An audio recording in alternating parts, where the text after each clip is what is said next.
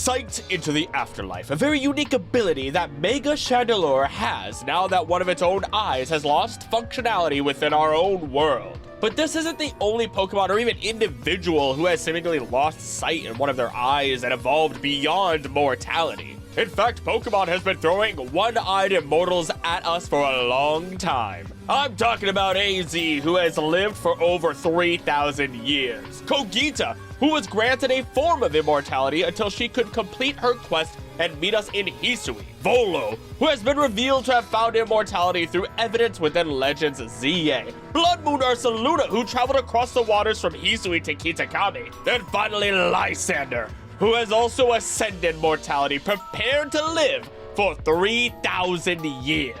Every single one of these individuals hiding one of their eyes, though their secret is hidden no longer, as I can finally bring to you the one-eyed Immortals' sight into the afterlife. Howdy there, I'm Krillix, and this all begins with Chandelure, for me at least, the Pokemon that I've always really enjoyed since Unova, though now in its Mega form, it has revealed to me a complete pattern that I've solved. If you're unaware, Chandelure's entire line deals in souls, or life energy as a whole, though even this is a bit on the strange side, depending on which games you take their information from. I don't necessarily mean their Pokédex information either, I mean the effect of their life-stealing capability. So how about we begin with Litwick. Litwick itself is an adorable little candle that will pretend to guide your way through abandoned hotels, graveyards, and any other place that's dark, spooky, and you'll likely get lost in. Though, while guiding you, they may lead you astray, all while taking away your life energy. And if you're like me, you've always assumed that life energy means that it's eating your very soul. I don't know why I'm pointing at my heart,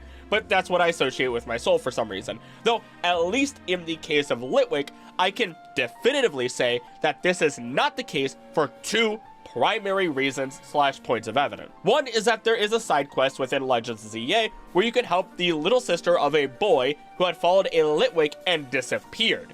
We follow a Litwick ourselves and eventually wind up within the sewers under Lumio City. We get a goofy little jump scare and pass out, waking back up to the siblings reunited. Though the most interesting part of this is that the brother states how only he should be giving his life energy to the Litwick because he has more of it. Now, when I first completed this quest, it legitimately left me stunned. Two kids casually talking about giving away their life force, their very soul, to a Pokemon, which would assumedly then kill them. But again, this isn't their actual soul being taken away. It's life force, life energy, something that is a reservoir that naturally refills on its own. This is very different from Litwick's evolutions, which do distinctly state that they burn up an individual's soul, but we'll get there in a moment. Instead, let's use the anime to help us define this even further, because while yes, the anime or spin-off games may have different lore, including the manga as well, it often helps us understand everything in a more complete sense through their culture or actual intent. With our second major example, we aren't even going to discuss a ghost type. In fact, we are going to discuss a Pokemon type that is on the opposite side of the same coin, the fairy type.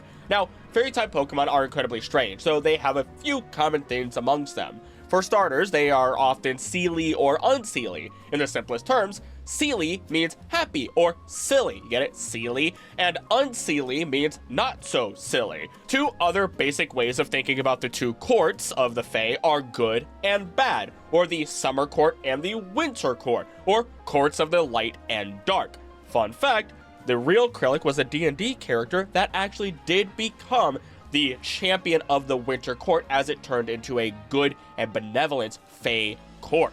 But back to Pokemon, with our fairy types, we have mischievous but benevolent, which is exactly what our Electro Swing loving Jacynth is. And then we have the nonsensical and malevolent side, which is a great way to describe Pokemon such as the Impidimp line. These seelie and unseelie fairy Pokemon are the perfect parallel to the ghost types who act the same. The Phantump and Trevenant duo being a great example of benevolent individuals, while also being one-eyed if you look at Trevenant, while Frillish and Jellicent are often seen as the devils of the sea. Through these fairy-type Pokemon, there are some that also harbor another ability that ghost types do have, which is the ability to sense or even take away life energy. The perfect example for today being Morlul and Shiinotic. They are known to target individuals and take life energy, though they aren't seen as evil at all within the world, canonically. In fact, people within Galar are literally surrounded by them in a luminous mushroom forest when you look at Belenlay and the Glimwood Tangle. And when we finally look at the anime, we find that these Pokemon are in fact very benevolent creatures that do take life force, but not actually energy from the soul. Within the anime, they balance the life energy of the forest itself, being creatures that protect it. Even through the Pokédex, we find that they have a fierce rivalry with Paras and Parasect, creatures that drain a tree of everything until they die, and then they move on to the next tree.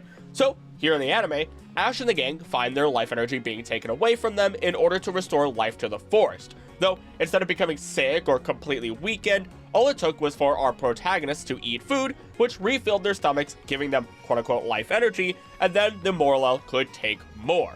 They even took so much energy that these Morlul were able to evolve. So with all of that finally explained, we can loop back to Litwick, a Pokemon that takes life energy from others and uses it as fuel for their candle. And if we take all of this info and bring it together, then we can truly understand that Litwick wouldn't kill anyone unless it took too much energy, and with enough energy, it will evolve into Lampent. Now, Lampent is straightforward. It hangs around hospitals waiting for someone to pass away before it burns up their soul for fuel. It's messed up, but there's not really a way to spin this one around unless it is literally helping people die faster, which doesn't really make Lampent any more of a benevolent Pokemon. Although there's a very interesting tie here, as we connect it to Thanatology, a practice that encompasses many real-life professions, or parts of professions, named after Thanatos, the Greek personification of death itself. And what better way to study death, to really understand it, than to wait outside of a hospital, watching those on the verge of death passing away, all of their afflictions, and everything else you can imagine. And trust me, this is very important as we finally get into Chandelure. Now, Chandelure generates flames that do not burn their victims physically. Rather, they burn the victim's spirit. It no longer has to wait for the spirit to leave the body. It can have access to the spirit through the body. After hypnotizing its opponents by waving these flames, it absorbs the victim's spirit. It is said that any spirits that get incinerated by Chandelure's flames end up losing their way and are forced to wander the mortal world forever. Wander the mortal world forever, huh?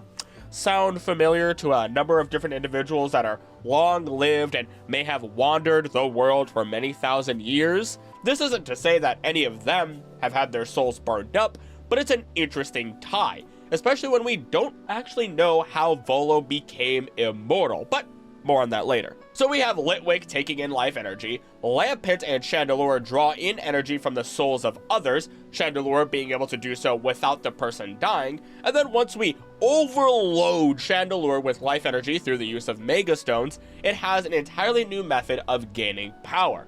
Now, one of its eyes is a window linking our world with the Afterlife. This Pokemon draws in hatred and converts it into power. Now, before we continue talking on that, I have to say one very important thing. The official ZA website is slowly releasing more information on each of the new Mega Pokemon, meaning that there are more details that you will not find within the games at all, such as Mega Meganium using its antennae to find the most efficient place to photosynthesize, or how with Mega Electros, when it goes from Mega back to its regular form, all that goop is then used by people for beauty products. What I'm saying is I fully expect for more information to come out regarding Mega Chandelure one of these days, and I'll be talking about all of this again in the future and updating information, which is honestly the most fun part about doing all of this in my opinion. But let's work with what we have in front of us, starting with it drawing in hatred and converting that into power. This is the signature Pokemon of Gwyn, who definitely doesn't seem to enjoy the company of most other individuals, being very tentative in terms of her relationships or even her expressions, being very reserved, very black cat energy, which always reminds me of my fiance. Now, Gwyn is shown to be this way through finding a secluded space for herself, keeping her relationships secret even though she is close friends with Lumios's top streamer, Cornello, and how when she fist bumps us, it's just, her finger, though she is very happy. When we first meet her, she's upset with her brother Ivor, who she is basically constantly cleaning up messes after. Her irritation for him being described as hatred might be a bit much, but at the very least, she has strong negative feelings that has fueled her Chandelure and driven it to its Mega form with the use of the Mega Stone and the Keystone. After all, the Mega and Keystone establishes a link between both the Pokemon and the trainer, which then allows them to regulate all that crazy Mega energy, preventing them from being harmed or even going rogue. But there's one other detail with Chandelure here that helped ignite this entire theory I have and made me want to look deeper into Pokemon lore and its inspirations. One of its eyes is a window linking our world with the afterlife. Now, ghost Pokemon have always had so many ties to the afterlife. I mean, they're ghosts after all. Mega Gengar can travel between any dimension. Its G-Max is thought to be a portal to the afterlife. Dusknoir is the Grim Reaper of Pokemon, another one-eyed Pokemon. Drifblim is full of air and souls, and the list goes on and on and on. You don't need me saying them all. So Chandelure having a legitimate link to the afterlife is as real as it gets. Especially as I strongly believe we are mostly past the old idea of Pokédex entries that seem to be filled with information from children. Instead, we have some very competent scientists working on understanding everything about Pokemon, such as Mabel. I'll simp every day for her. Now, of course, I am positive this is a joke on the idea of the eyes are the window to the soul, though now that this Pokemon has seen death time and time again, has understood it, contributed to it, and has overall burned the souls of others, it now serves as a portal to the afterlife. What also interests me is that ghost Pokemon can die. Ghastly can be blown away by the wind, something it genuinely fears. In the anime, Acerola has a Mimikyu that died and came back to life as a ghost. Said ghost can attack, but none of its moves actually make impact. Pokemon like Mischievous feed on fear, meaning that they have to collect energy in order to function and survive, just as the same as you and I when we eat food. And of course, there are many ghost-type Pokemon that aren't actual ghosts, but instead have power over spiritual energy. This would be Pokemon such as Oricorio and Hisui and Typhlosion. I just realized I've been eating real good because both Legends games so far had starter Pokemon that I first had, since my first Pokemon game was Crystal. Back on track though, it makes me wonder if the Litwick line can even pass away. At last though, I will say, within Pokemon Horizons, their flame is not linked to whether or not they are alive, and said fires can be extinguished without harming the Pokemon. This then leaves us with only one of two options. Either Litwick can die if they are completely destroyed, or they truly are a ghost possessing the candle, lamp, and chandelier that we find them in. Similarly to how Sinistea possesses the mold on tea, meaning they are unable to actually die. Believe either one as you wish, because it ultimately only changes a little bit of the symbolism of the Pokemon we have here. Because on one hand, we have a creature unable to experience the afterlife, and as such, it gets as close to death as it possibly can in order to understand it and then harness power from it. On the other hand, we have a ghost that has seen the afterlife and is doing what it can to harness the power. Of the two, the first idea just feels better in terms of writing and fits a little bit better to Pokemon as a whole in my opinion. But at the end of the day, we still have this strong tie to a singular eye being gone and the ability to see the afterlife. A portal that allows us to see through to the afterlife, assumedly, because I don't know how anyone else would know that the eye sees into the afterlife if we didn't look into it and then see the spirit world and grandma baking pies at the ripe age of 20 again. I don't know. Why would you want arthritis in heaven? Back on track, we have to ask, where is this all coming from? The Eye of Horus is where all of this could have some inspiration from, because through Horus, we find representation of the sky and kingship, themes that will fit into many of our Immortals, if not all, when we piece together that kingship was often seen as a god-given position. The eye itself was said to represent protection, healing, and restoration. After Osiris was murdered, Horus sought to reclaim his father's throne. This led to a series of battles between Horus and Set, symbolizing the struggle between order and chaos. That should sound very familiar. In one of these battles, Horus lost his left eye, which was later restored by Thoth, the god of wisdom. This restored eye became known as the Eye of Horus, symbolizing healing and protection. Once again, we are getting very similar themes to what we find in Pokemon. For example, Zygarde would represent order, while Ange would theoretically represent chaos. After all, Ange is shown to be collecting raw Mega energy, and it takes Zygarde to make order out of that chaos, out of that energy without proper form. After all, in that final moment, when Nihil Light is actually used, a very strange situation happens. His own light hits this other light, this light of destruction, and it creates fireworks. Nothing actually disappears, but what happens when energy meets energy? When massive amounts of energy strikes against each other and has an incredible density to it? Think of Lantern, a Pokemon that we don't see in this entire game, yet for some reason we see on the monitors being analyzed for its DNA within the lab. A Pokemon that has long since the very beginning of its induction into the series has been talked about as a Pokemon that could theoretically create black holes. An incredible amount of light or energy in an incredibly pressurized environment deep under the water could theoretically create a black hole. So what's to say that Nihil Light and this Light of Ruin connecting with each other couldn't do the same? And maybe that's why Hyperspace Lumiose is brought into existence. That while these aren't necessarily black holes, they are rifts that have been ripped open due to massive amounts of energy clashing against each other. Now, here's some extra information that may ring a couple of bells. For the Eye of Horus is often depicted as a stylized eye with distinctive markings that resemble the features of a falcon. Each part of the eye is said to represent different fractions, symbolizing completeness and wholeness. The Eye of Horus was not only a personal protective symbol, but also a representation of the divine order that Horus fought to uphold. This will become massively important when we talk about 3 of our Immortals later on and their themes. And of course, at the end of all of this, the Eye of Horus symbolized the importance of sight and perception in the afterlife. It represented the idea that one must see and understand the truth in order to navigate the challenges of the underworld successfully. The last piece that I want to bring in from this is that Horus's significance transcends his battles with Set. As the embodiment of kingship, order, and the continuation of life, his role in the cosmic balance of the universe is profound. The pharaohs of Egypt identified themselves with Horus in life and Osiris in death, indicating the cyclical nature of life, death, and rebirth, with Horus bridging the realms of the living and the dead. All of these themes fitting really well into our ideas of how Kalos' themes are connected to characters on large and small scales overall. Kind of makes the idea of Totodile being within Paris not so stupid, though I'm confident Little Totes is just a reference to the famous Nile crocodile that got into the sewers forever ago.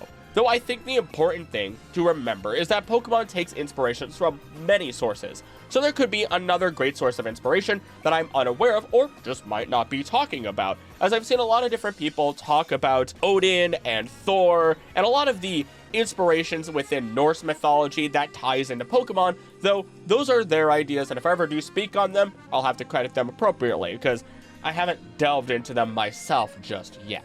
Though this is all because many cultures have their own symbolism for the same ideas, and they even tend to strongly mesh from time to time, and with Pokemon they like to take concepts and ideas, symbolism, from multiple different sources. But with all of this, it really feels as though this ties really well with Lysandre, who is now known as L. Lysandre has by far one of my favorite stories in all of Pokemon. A man who meant well. Someone who saw inequality and wanted to right that inequality. A man who had a lot and wanted to give to those who had nothing.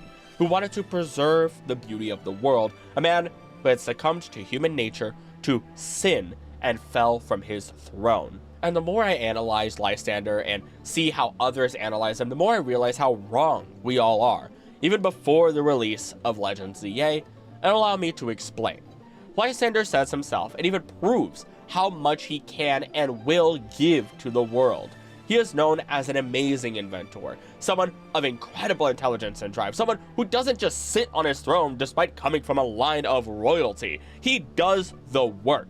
He created Holotech alongside his Team Flare scientists, a device that is continually used to this day to not only bridge the distance between people to connect them, but now also serves to create wild zones to protect both people and Pokemon. It is directly stated that these zones are not just to contain the Pokemon coming into the city due to the massive amount of Mega energy collecting within Lumiose, but also because these zones serve as barriers to deter any Mega Pokemon from breaking out and causing mass chaos. Without Lysandre and the old Team Flare, there's a very good chance a lot of people would have actually died, though It is also because of Lysandre and Team Flare's actions at the climax of X and Y that we find ourselves in the predicaments that we are in. So, you know, not really a great track record they have. Though, as Lysandre saw how people act in the world, being greedy, acting with evil in their hearts, taking more and more without ever giving back to anyone else, Lysandre had come to the conclusion that humanity is flawed and should be pretty much eliminated. Only the chosen few will be allowed to not only live, but also become immortal, as the life taken by the ultimate weapon would then be redistributed to these chosen few. Though this plan of his is beyond deeply flawed, because we eventually find out that while AZ directly blasted life energy into his Floette, restoring its life, there was no way that this life energy could be redistributed to other people properly without the creation that is Ange. 1,000 years after the firing of the ultimate weapon, Ange was created with the intent to take the life energy within Eternal Floette and redistribute it to others. It was meant to protect the people of Kalos, meaning if ever a massive cataclysm occurred, a great war, whatever it is, then the people of Kalos could then be revived, all due to the greed of mankind, which would eventually cause another great war. And so when Lysandre found the ultimate weapon, he had two buttons, one blue and one red. We could press the blue button all we wanted in order to stop the ultimate weapon and give life rather than take, though we didn't know that second part, and it would never actually mean a thing during those games. After all, Xerosek himself even states that the button really does nothing and he'll just have to activate the weapon himself. The blue button was intended to be connected to Ange and activated, though of course it would never work without the presence and the power of Mega Eternal Floette. And so Lysandre, in his psychotic break over the powers of giving and taking life, of giving and taking in general to help people, would choose to take from everyone, to take the one thing that nobody else could ever give back, the ultimate taking, if you would. That sounds really anticlimactic, but bear with me, as he would choose to take from everyone and everything that threatens the beauty of the world that he no longer loves, but obsesses over, as he takes their lives. It's sad, really, because the line between love and obsession can be very thin. Even more so is loving someone or something, and loving the idea of someone or something.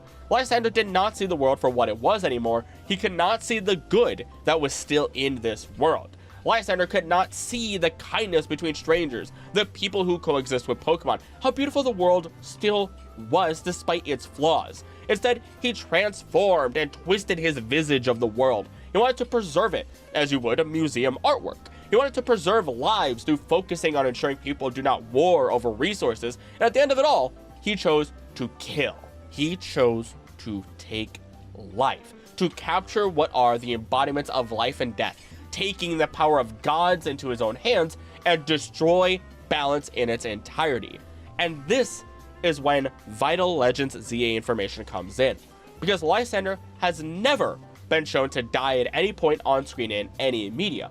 He just simply disappears after the ultimate weapon crashes back down on where he stands. The manga is a little bit different, but we'll focus more on that another day.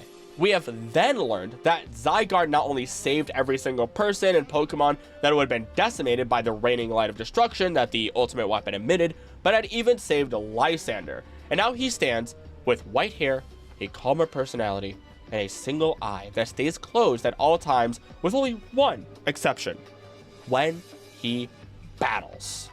And this is a wild phenomenon to me, because we get to see that colorless eye of his, which shows us, well, that it has been closed all this time. But more than this, after facing what should have been his death, he was saved and affected by it. Though through this, he lost his memory and now serves Zygarde in order to help it grant balance to Lumiose 5 years after he had put all of Kalos in danger to begin with. From an individual aiming to destroy and take life, to an individual aiming to restore and save lives. An individual that seeks balance. An individual who has been effectively revived, resurrected as someone new, even if he never actually died.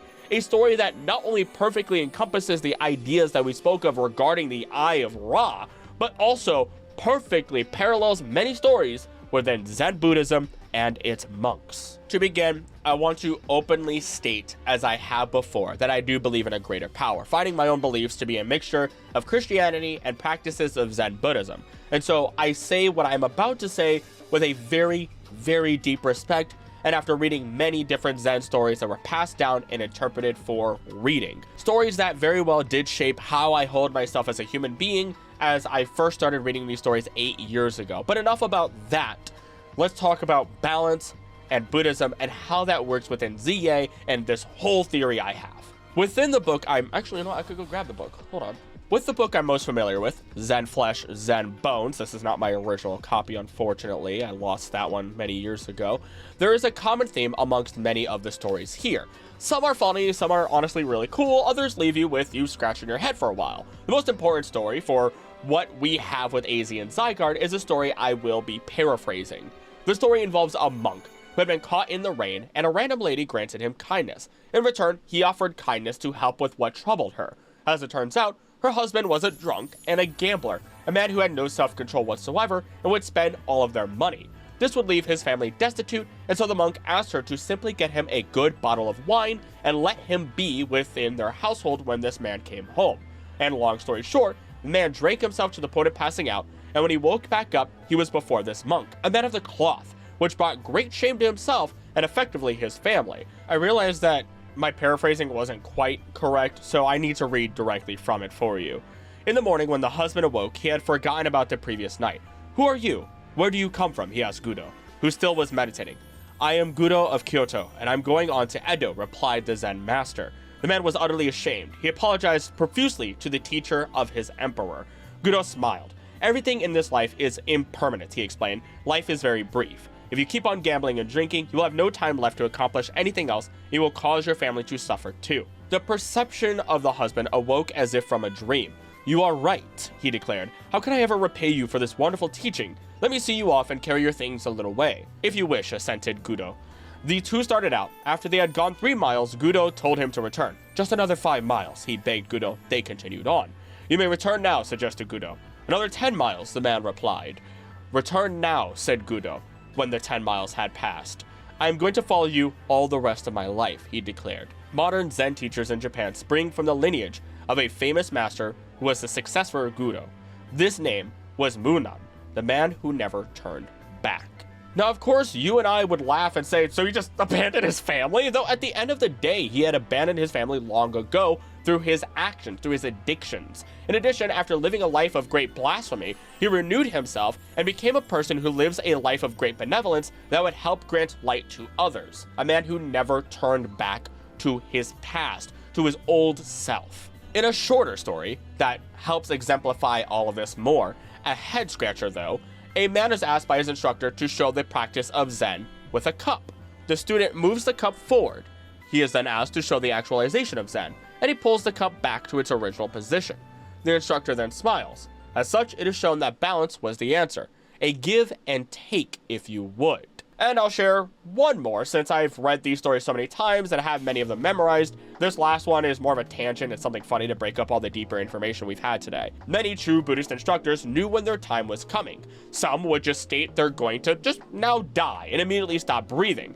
Others would predict their death and leave behind cryptic messages, and the last of which would literally self-immolate. Pretty funny when we look at Team Flare, Flare Nouveau, and Lysandre's quote-unquote resurrection. Though the story that makes me laugh is simply that one of these instructors stood within the pyre and lit the flames. She did not scream, she did not react. And so, one of the students asked, "Does the fire not burn you?" And her response was effectively, "Whether the fire is hot or not only concerns the stupid." I will always find that hilarious, especially as while she was literally burning alive, it was her student that received the greatest burn. But what's important is to understand that these masters knew when their time had come. They knew when they were going to die, accepting it with grace, which takes us away from it being a tangent and something else that we will be talking about. Some went by self-immolation, others simply would state that it's time to go, breathe one last breath, and pass away before their students. A phenomenal example of this is actually Oogway from the original Kung Fu Panda of all things.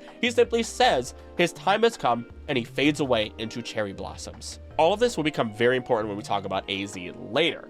Though nevertheless, through all of this, we can easily see Lysandre as one of these students of Zen Buddhism and Zygarde as the Zen master. And if you needed a clearer proof of this, not only is Zygarde literally the Pokemon of balance of life and death, protector of the ecosystem, but the very last mission of the game is mission 42, a mission that is called Keep the World in Balance. A description of this mission states, what is it that people and Pokemon ought to do to preserve the world's beauty?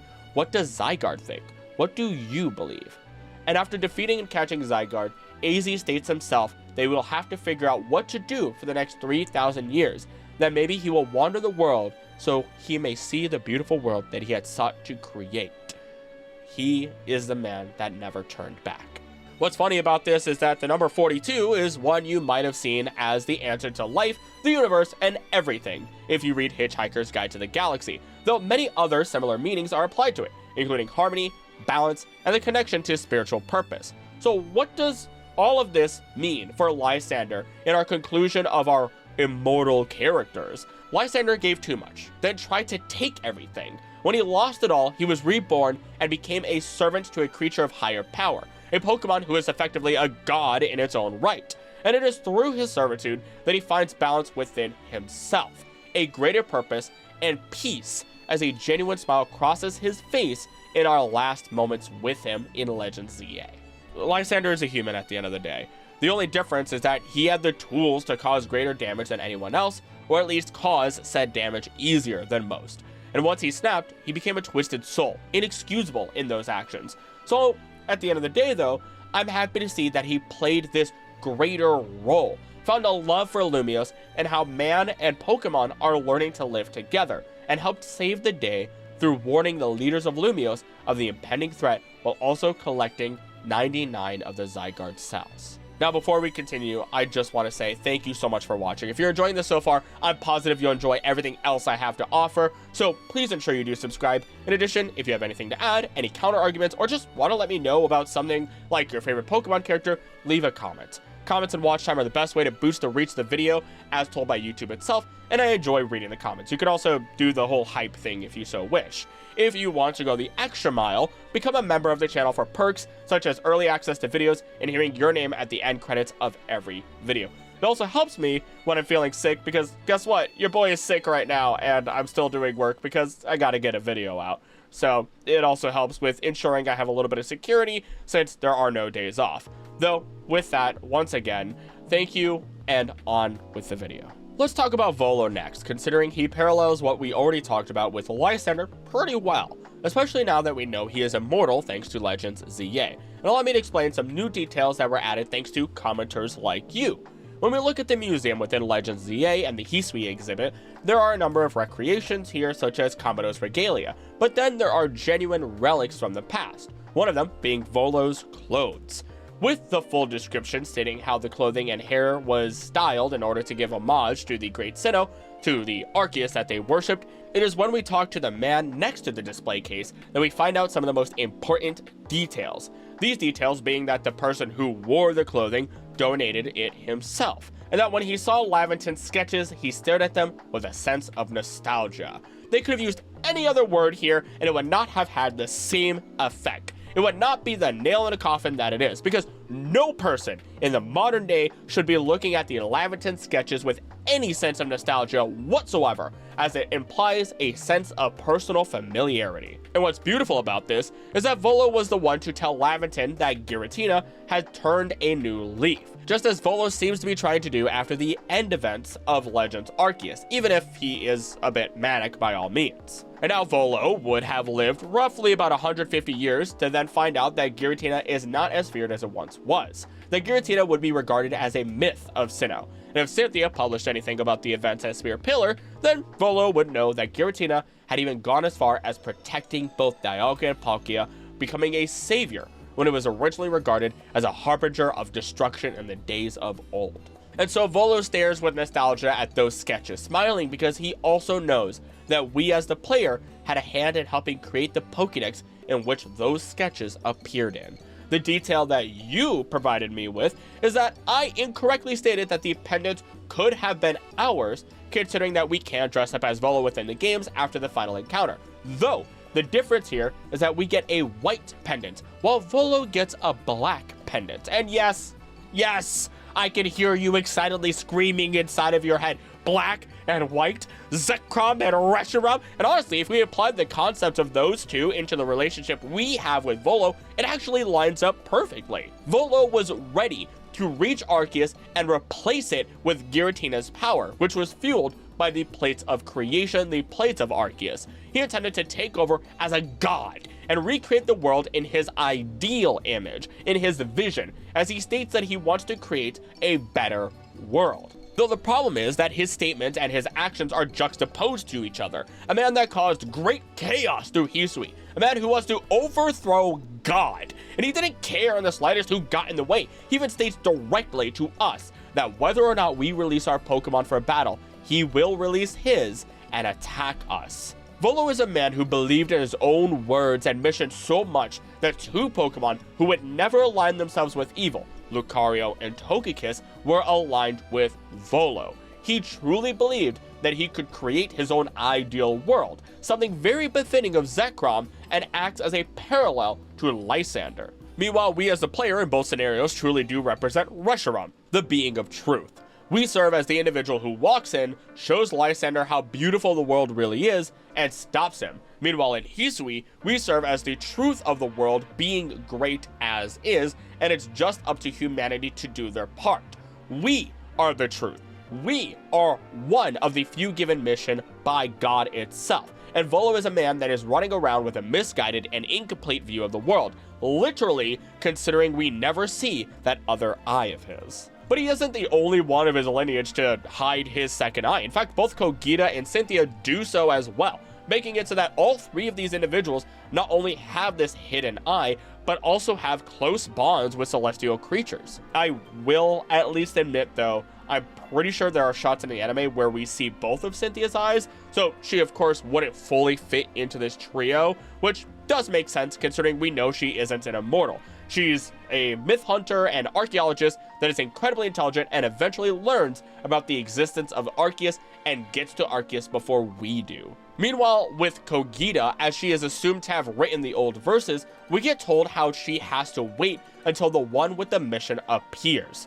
This would be us as the player, given mission by Arceus. Though Arceus isn't the only celestial Pokemon that Cogita has a relationship with, meaning that she does have multiple celestial connections that may bring her to this state of situational immortality. Now, she is effectively the guardian of Enamorus, the fourth of the Genie trio, turning it into the Genie Quartet and completing the full mirror that was the revealing glass before it broke. Now, I won't dig incredibly deep into the Genie Quartet here, but they are absolutely considered gods within the world. They travel the world, they have shrines, and part of their purpose is to represent not just the four seasons, but the concepts associated with them. Tornadus for the whipping cold winds of winter, Thunderous for the storms of summer, Landorus for the harvest season of autumn, and Enamorus for spring, and not just the mating season, but also the conflicts that occur during mating season.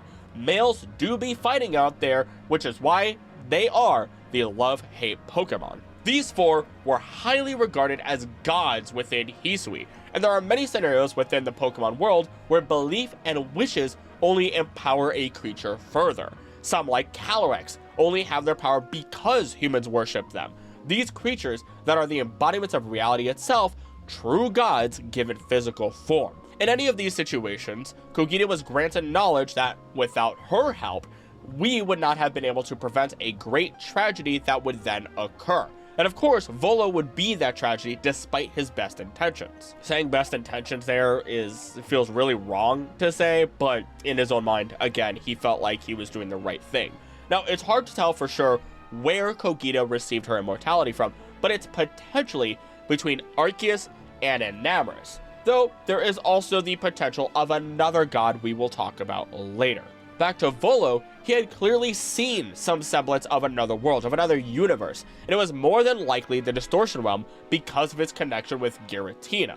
Now, the Distortion world is incredibly strange, but at the end of the day, it is the parallel, the mirror, the reflection of the Great Mountain and the shadow of Arceus. It is not evil, it is simply the second half that brings life and death full circle.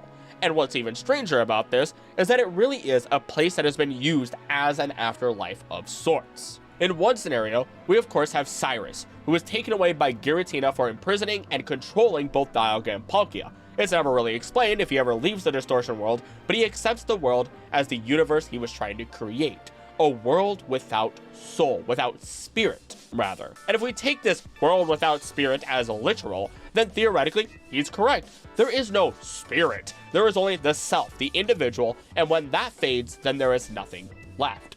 In another scenario, the Pokemon Adventures manga uses the Distortion World as a way to reincarnate Archie and Maxie, their death and rebirth, changing them from their original designs and transforming them into their Omega Ruby Alpha Sapphire versions, as they then serve with the protagonists in order to save Hoenn and even the world. Though even through this, they will eventually fade once more and return to the afterlife after they use up what energy they do have through Pokemon battles. So just like Lysandre, who had seen the afterlife through a near-death experience and was saved by Zygarde, Volo has seen the afterlife and what it holds through the discourse of Hisui, through the use of Giratina, and seeing the Distortion Realm. And somewhere over the course of wandering for 150 years, he has changed who he was and found balance. For instead of chasing Arceus for revenge, he has now given the museum his Celestica flute, his last hope of reaching Arceus,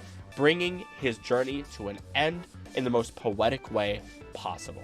In a very interesting case that fits our one-eyed immortals seeing into the afterlife or extending their afterlives, we actually have a Pokemon to talk about. Bloodmoon Ursaluna directly states, it crossed the sea and drifted ashore in a new land. Surviving in this place led it to take on a unique appearance and gain special powers, talking about Kitakami. Though something that may affect how we see it is its other entry. This special Ursaluna can see in the dark with its left eye and protects itself with mud that is as hard as iron. Its left eye would be the dark eye with the blue pupil for clarification, though once again, I was at least under the impression that it was blind in that eye.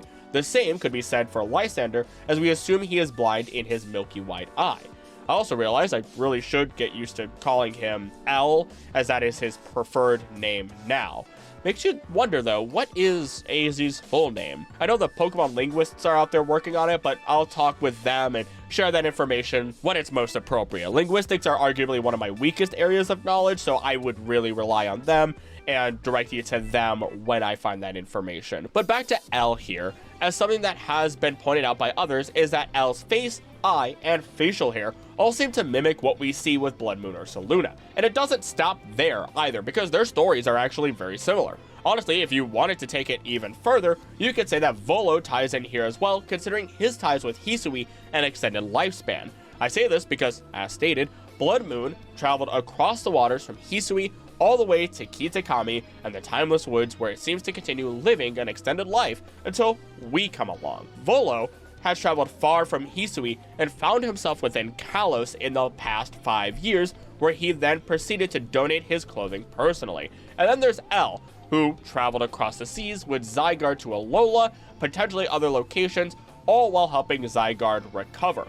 All three of them have extended lives. All three have traveled far, and if you really want to stretch it, we don't know if Cogita has traveled at all, though we do know that Enamorus has gone far and wide throughout the world, especially when the colder air arrives and it departs from Hisui. The ties to eyes doesn't end here either, because Bloodmoon's ability is Mind's Eye, a third eye that typically appears on the forehead, though instead, here we get the full blood moon on its forehead. The Mind's Eye can be interpreted in a number of ways, though the most fitting here is the ability to awaken the sixth sense and see beyond our reality, the ability to see into the afterlife, the realm beyond our world, and of course, what does this ability do?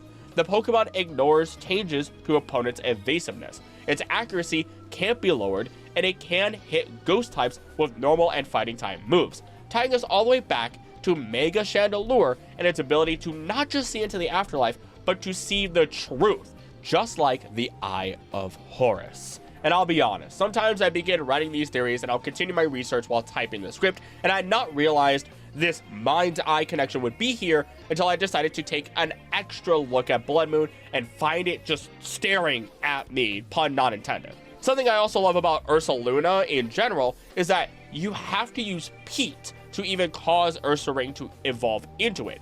Peat itself takes about 1,000 years to form a 1 meter cube. It is a natural process, and it is through partial decomposition in a waterlogged environment and all this time that it becomes something new. It has withstood pressure, a breaking down of oneself, and transformed into something incredibly valuable, again, something new. And so I think it's time, now that we've seen all these connections and this death and rebirth of the soul, of the mind, of the body, in any other way you may think, it's time for us to talk about our last one-eyed immortal, AZ. The former King AZ, the legend himself, and the man who serves as his own religious story that follows that same idea of Zen Buddhism that we had spoken about earlier. Since you likely already know the story, I won't repeat everything that we knew before Legends ZA. Instead, let's focus on this very tall man that serves as a master of balance and the destroyer of it all the same.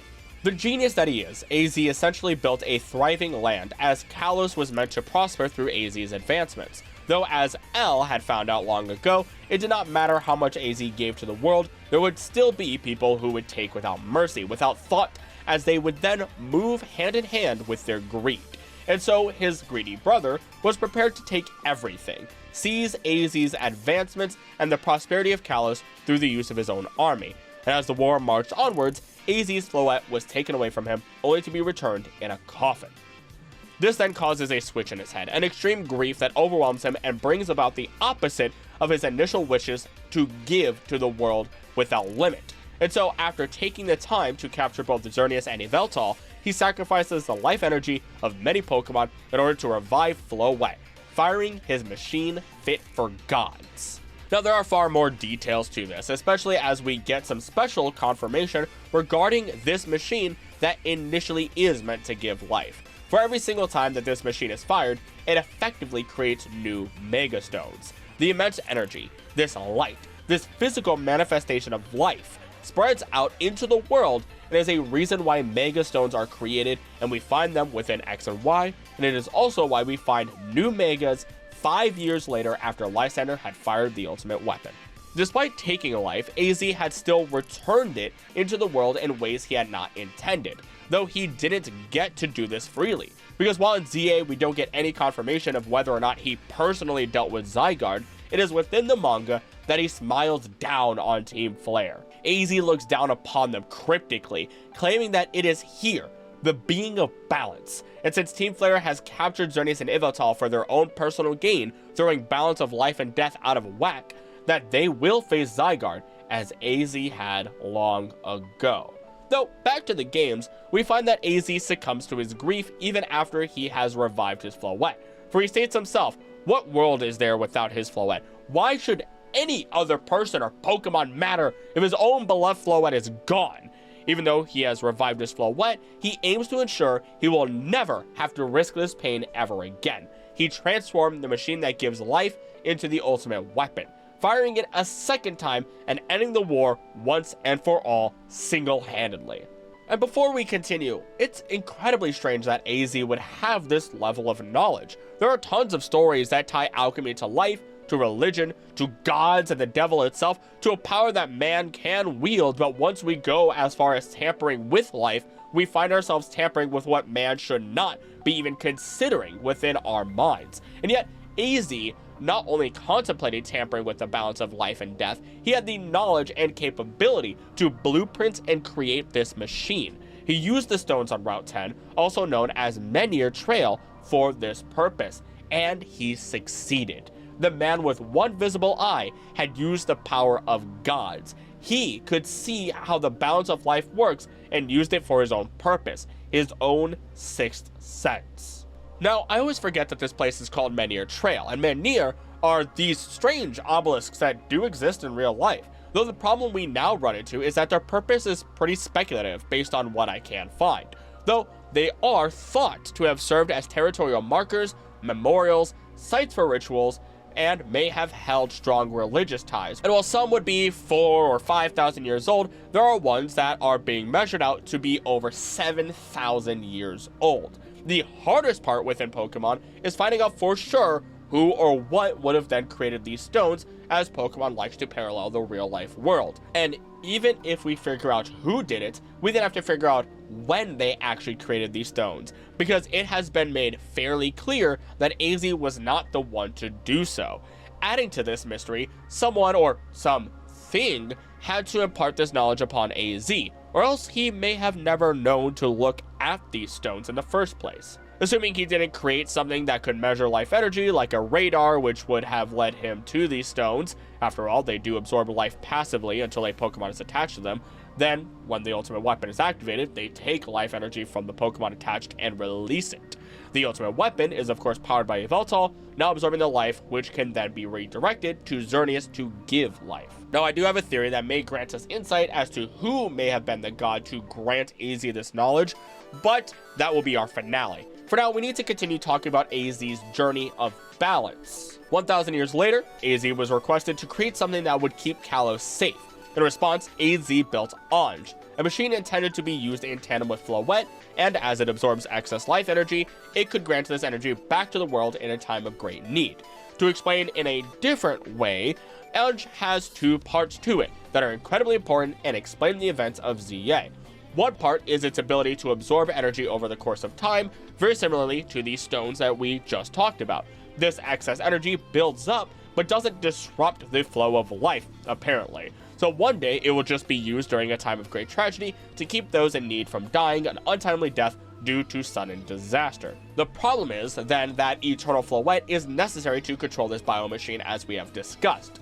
In one scenario, Floette could just share its life energy to those in need. In the other situation, it just disperses the incredible energy that is built up within Anj. And as we jump to the modern day, where did all of that excess energy come from? Why, of course, when the ultimate weapon was fired by the manic Lysandre 5 years ago, something that he recognizes in the modern day as L. So Anj absorbs all this extra energy and is able to keep people safe. But then in the past 2 years, it worsens. Even more recently, the first rogue Mega Pokemon appears, all while more and more Pokemon are being attracted to Anj and either are going rogue or transforming into Alpha Pokemon or Mega Evolving. AZ has now effectively found two ways that we are aware of to tamper with the flow of life: giving and taking through two different machines, and trying to, as he states, right the wrongs of his past, trying to share the life that has been poured into Floette back with the world that he has taken it from.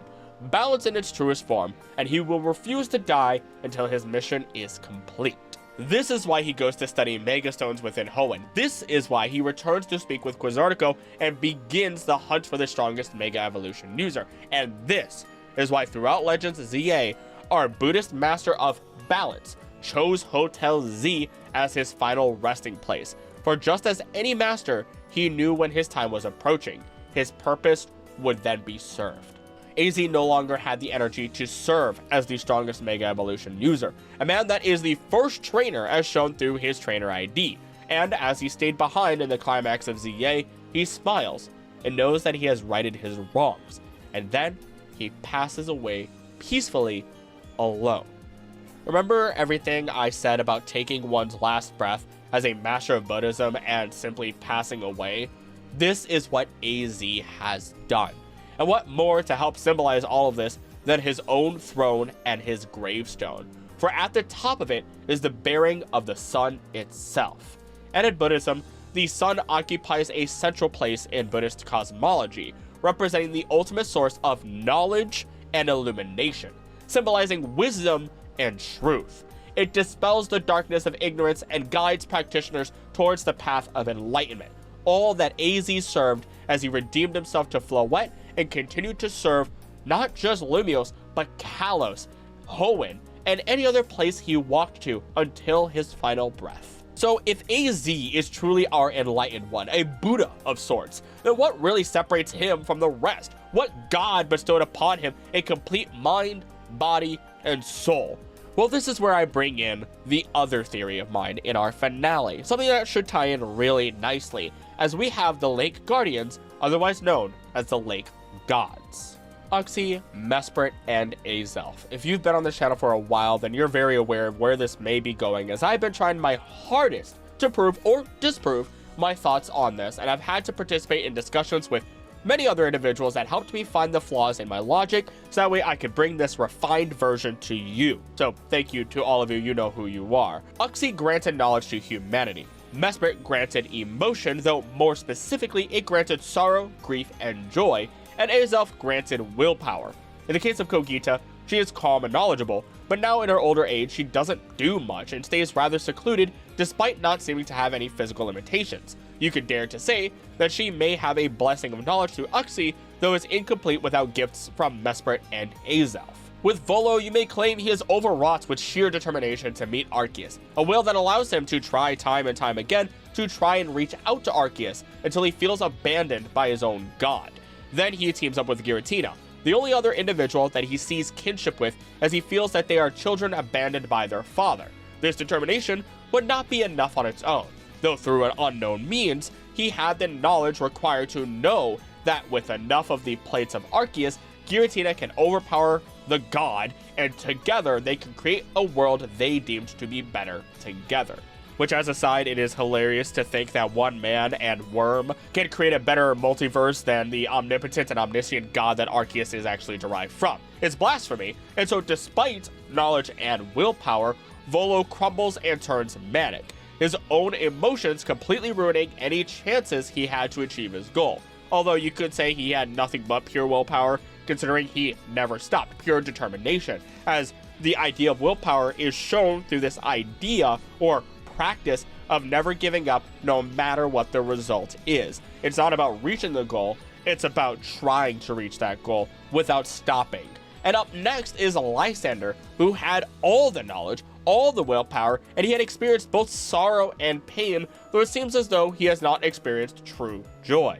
He was a man on a mission more than anything, a man making business proposals and smiling despite his disappointment in the world, and just like Volo, he goes a bit manic when his plan fails. It isn't until he is reborn as L, serves under Zygarde, and reaches the end of ZA does he finally smile, a genuine smile, preparing to find a way to spend the next 3,000 years, as the mission is our final mission in the game, to keep the world in balance. The mission in which we open by battling L and finish by battling and capturing Zygarde. What's incredibly interesting is the final tie between L, AZ, and their family line that I haven't talked about today, and that is Uxie itself, because sitting upon the gates of Parfum Palace, a palace that belongs to their royal family, we find the Lake God of Intelligence. And so we find, with AZ, a story that follows the blessings of the Lake Gods as he doesn't control those gifts, but rather experiences them and understands them. The knowledge granted by Uxie, which was necessary to create amazing advancements, locate the Menhir Stones, and build the machine that gives life. The grief of losing one's Pokemon, the sorrow that he is directly stated to have experienced, which resulted in his efforts of making the ultimate weapon, and the willpower to not only bring back his Pokemon and end the war, but also wander the planet as he works to redeem himself for his sins. He meets with important people, witnesses great events, builds Ange, attempts to right his wrongs with an X and Y, which then results in his reuniting with Eternal Floette, and the joy he then gets to fully experience. Ever since Floette had left him, AZ had worked to find balance, externally and internally, righting the wrongs, moving the cup back from the changes that he had made and affected the world. And since Floette had returned to him, he had worked to balance the world he had drastically affected all the way up to the very end.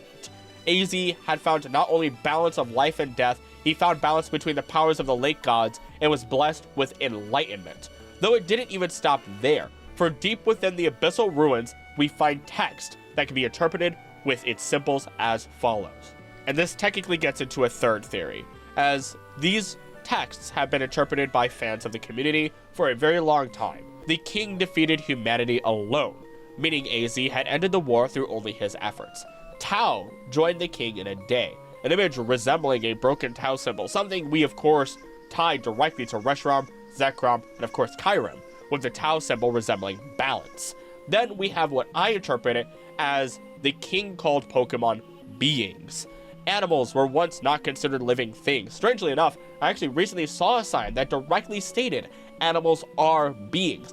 advocating against the mistreatment of animals. Translate that into Pokemon, and we see how the king would claim that Pokemon are not tools after seeing the war. They are beings meant to enjoy life alongside us. And so that king would become the first trainer, lining up with AZ's trainer card showing he is the very first Pokemon trainer. Our last two lines are King is Hope and Future, and what has been interpreted as the Great King Harmonia. That last one, due to it being compared to the symbol of the Fleur de Lis, the symbol of the ultimate weapon, French heraldry, and of course where Lysandre's name is derived from. AZ was a man of true balance, a man who had not only seen the flow of life and controlled it, but had found balance in life and all that comes with it, all while advocating for harmony between all.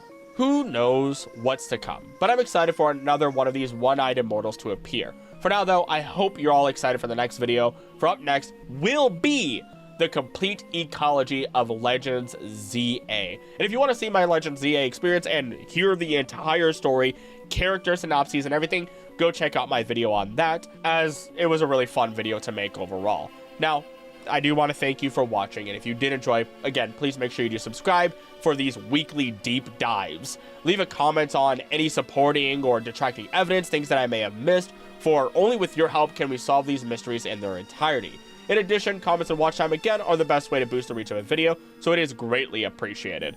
And if you'd like to go the extra mile, become a member for as little as $3 a month. You get early access to videos, behind the scenes info, and overall help me improve the quality of these videos for everyone who watches and listens. I'll actually be completing some semi-marathon streams of a ZA Nuzlocke and a ZA solo run with Chikorita only, if that's even possible, so join the YouTube stream so you don't miss any of it. Now, I'm going to do something a little differently this time. You're going to see the credits going on screen because I'm actually very sick. I actually got very sick yesterday. I was a little bedridden, so I don't have the energy necessary to name off all the members of the channel with all that energy I normally have. And I feel like a lot of you would understand me wanting to preserve my voice and care about my own health. I'm sure some of you will even yell at me for making this video in the first place while being sick. I appreciate your thoughtfulness and your care, but your boy has to make videos no matter what anyway.